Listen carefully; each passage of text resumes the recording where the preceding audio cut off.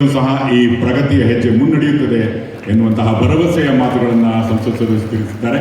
ರಾಘವೇಂದ್ರ ಅವರಿಗೆ ನಾವೆಲ್ಲರೂ ಜೋರಾದ ಕರತಾಡದೊಂದಿಗೆ ಧನ್ಯವಾದಗಳನ್ನು ಅರ್ಪಿಸೋಣ. ಇನ್ನು ಕರ್ನಾಟಕದ ಸರ್ವಾಂಗೀಣ ಅಭಿವೃದ್ಧಿಯಲ್ಲಿ ತಮ್ಮದೇ ಆದ ವಿಶಿಷ್ಟ ಛಾಪನ್ನು ಮೂಡಿಸಿದಂತಹ ರಾಜಕೀಯ ಮುತ್ಸದ್ದಿಗಳು, ಮಾಜಿ ಮುಖ್ಯಮಂತ್ರಿಗಳಾದ ನಿಮ್ಮೆಲ್ಲರ ನೆಚ್ಚಿನ ಶ್ರೀ BS ಯಡಿಯೂರಪ್ಪನವರು ನಮ್ಮನ್ನೆಲ್ಲ ಉದ್ದೇಶಿಸಿ ಇದೀಗ ಮಾತನಾಡಬೇಕಾಗಿ ವಿನಂತಿ. Ladies and gentlemen, please welcome Shri BS ಯಡಿಯೂರಪ್ಪನವರು. ಉಡುಪಿ ಮಂಗಳೂರು ಸಂಸತ್ ಸದಸ್ಯರಾದ ಶ್ರೀ ಶ್ರೀನಿವಾಸ್ ಪೂಜಾರಿ ಅವರು ಬಂದಿದ್ದಾರೆ, ಅವರಿಗೆ ಸ್ವಾಗತ. ಬ್ರಿಜೇಶ್ ಚೌಟ ಅವರಿಗೂ ಸ್ವಾಗತ.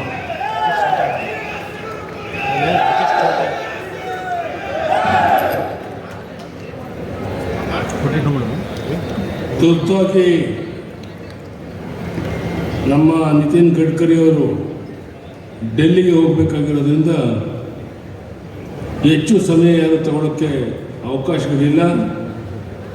ಯಾರು ಅನ್ಯತಾ ಭಾವಿಸಬೇಡಿ. ನಮ್ಮ ಕೇಂದ್ರ ಭೂ ಸಾರಿಗೆ ಸಚಿವರಾದಂಥ ಮಾನ್ಯ ನಿತಿನ್ ಗಡ್ಕರಿ ಅವರೇ, ನಮ್ಮ ಹಿರಿಯರಾದಂಥ ಪ್ರಹ್ಲಾದ್ ಜೋಶಿ ಅವರೇ, ಮಾನ್ಯ ಸಂಸದರಾದಂಥ ರಾಘವೇಂದ್ರ ಅವರೇ, ಹಿರಿಯರಾದಂಥ ಕಾಗೋಡು ತಿಮ್ಮಪ್ಪನವರೇ, BJP ಅಧ್ಯಕ್ಷರಾದಂಥ ವಿಜಯೇಂದ್ರ ಅವರೇ, ವೇದಿಕೆ ಮೇಲಿರುವಂಥ ಎಲ್ಲ ಮುಖಂಡರು, ತಾಯಿ ಭುವನೇಶ್ವರಿಗೆ, ಈ ಭಾಗದ ಜೀವನದಿ ತಾಯಿ ಶರಾವತಿಗೆ ಹಾಗೂ ಶ್ರೀ ಕ್ಷೇತ್ರ ಸಿಂಗನೂರು ತಾಯಿ ಚೌಡೇಶ್ವರಿ ದೇವಿಗೆ ಪ್ರಣಾಮಗಳನ್ನು ಈ ಶುಭ ಸಂದರ್ಭದಲ್ಲಿ ಸಲ್ಲಿಸ್ತಾ, ಅಂಬರಗೋಡ್ಲು ಕಳಸವಳ್ಳಿ ಸಿಂಗನೂರು ಸಂಪರ್ಕ ಕಲ್ಪಿಸುವ ಈ ಸುಂದರ ಭವ್ಯ ಸೇತುವೆಯನ್ನು ಉದ್ಘಾಟನೆಗೊಂಡು ಲೋಕಾರ್ಪಣೆಗೊಂಡಿದೆ. ಈ ಸಂತೋಷದ ಹಾಗೂ ಸಾರ್ಥಕ ಸಮಾರಂಭದಲ್ಲಿ ನಿಮ್ಮೆಲ್ಲರ ಜೊತೆ ಇರುವುದು ನನಗೆ ಅತ್ಯಂತ ಸಂತೃಪ್ತಿಯನ್ನು ತಂದಿದೆ. ನಾನು ಸಂಸತ್ ಸದಸ್ಯನಾಗಿದ್ದಾಗ ಅನುಮೋದನೆಗೊಂಡ ಯೋಜನೆ ಇಂದು ಸಾಕಾರಗೊಂಡಿದೆ.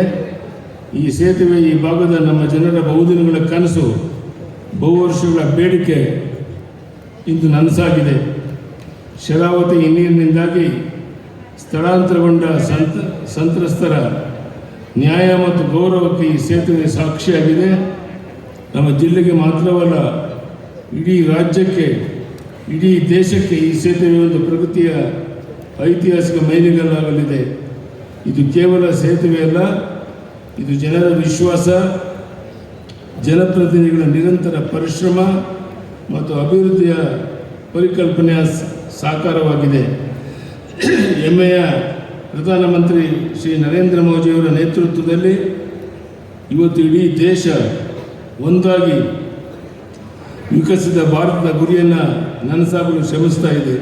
ಹಾಗೆಯೇ ನಮ್ಮ ಕೇಂದ್ರ ಸಚಿವರಾದ ನಿತಿನ್ ಗಡ್ಕರಿಜಿಯವರು ವಿಶೇಷವಾಗಿ ಕರ್ನಾಟಕದ ಎಲ್ಲ ಅಭಿವೃದ್ಧಿ ಯೋಜನೆಗಳಿಗೆ ನಿರಂತರ ಬೆಂಬಲ ನೀಡುತ್ತಾ ಬಂದಿದ್ದಾರೆ. ಅವರ ಸಮರ್ಥ ನಾಯಕತ್ವ ನಾವು ದೂರದೃಷ್ಟಿಯಿಂದಾಗಿ ನಮ್ಮ ರಾಜ್ಯದಲ್ಲಿ ಮಾತ್ರವಲ್ಲ, ಇಡೀ ರಾಜ್ಯದಲ್ಲಿ ರಸ್ತೆ ಅಭಿವೃದ್ಧಿ ಕಾರ್ಯಗಳು ವೇಗವಾಗಿ ನಡೀತಾ ಇದೆ. ಹಾಗೆಯೇ ನಮ್ಮ ಪ್ರಹ್ಲಾದ್ ಜೋಶಿ ಅವರು ಕೂಡ ರಾಜ್ಯದ ಎಲ್ಲ ಅಭಿವೃದ್ಧಿ ಯೋಜನೆಗಳಿಗೆ ಸದಾ ಬೆನ್ನೆಲುಬಾಗಿ ನಿಂತಿದ್ದಾರೆ.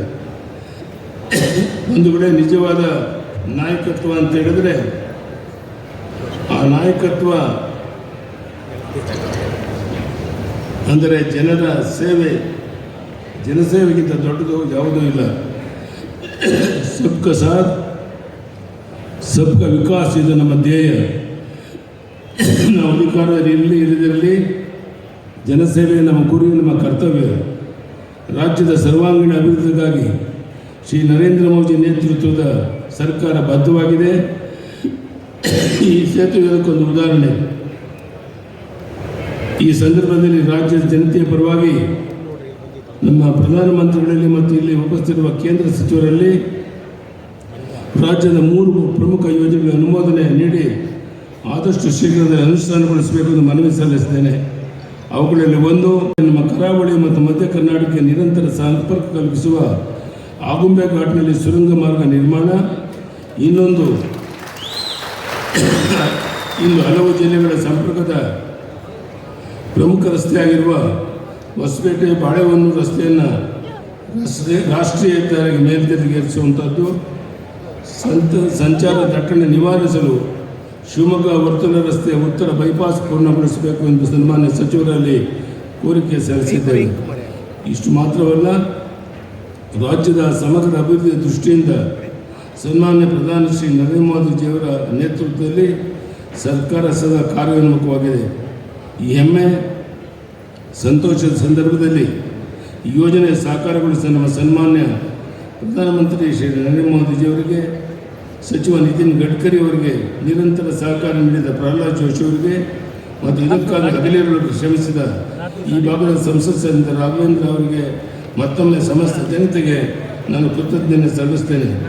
ವಿಕಸಿತ ಭಾರತದ ನಿರ್ಮಾಣದ ನಿಟ್ಟಿನಲ್ಲಿ ಕರ್ನಾಟಕದ ವಿಕಾಸಕ್ಕೆ ನಾವೆಲ್ಲರೂ ಕೈ ಜೋಡಿಸೋಣ ಎನ್ನುವ ಪ್ರಾರ್ಥನೆಯೊಂದಿಗೆ ನಿಮ್ಮೆಲ್ಲರೂ ವಂದಿಸಿ ನಾನು ಮಾತನ್ನು ಮುಗಿಸ್ತೇನೆ. ಧನ್ಯವಾದಗಳು. ನಮಸ್ಕಾರ.